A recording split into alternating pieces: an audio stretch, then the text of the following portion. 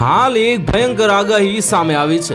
આજકાલ જાપાનમાં 5 જુલાઈની તારીખ અંગે ખાસ ચર્ચા ચાલી રહી છે। આનું કારણ મંગા કલાકાર યો ત્સુકી દ્વારા તેમના 1999ના પુસ્તક ધ ફ્યુચર ઓફ શોમાં કરવામાં આવેલી આગાહી છે।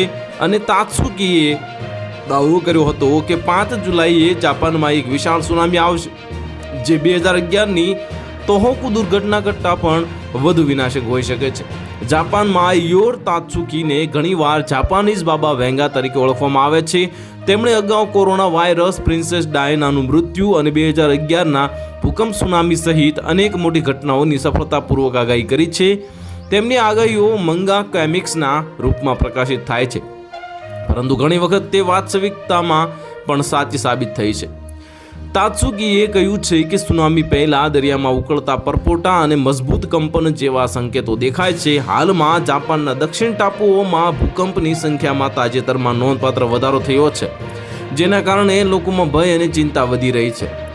5 જુલાઈના રોજ સુનામીની આગાહીઓ વચ્ચે ટોકારા ટાપુઓના અકુસેકીજીમા ટાપુ પર પણ ભૂકંપની ઊંચી આવર્તન જોવા મળી રહી છે અને આ 21 જૂનથી 1 જુલાઈ 2025 સુધીમાં અહીં કુલ 736 ભૂકંપ આવ્યા છે, જેમાંથી 50થી વધુ ભૂકંપ એટલા જોરદાર હતા કે લોકો તેમને અનુભવી શકતા હતા। તો હાલ માટે આટલું જ। મળીશું નવી અપડેટ સાથે। જો તમને અમારા વિડીયો પસંદ આવતા હોય તો વિડીયોને લાઇક કરી દેજો, ચેનલને સબસ્ક્રાઇબ કરી બાજુમાં આવેલા બેલ આઇકનને દબાવી દો, જેથી તમને આવા સમાચારની અપડેટ મળતી રહે।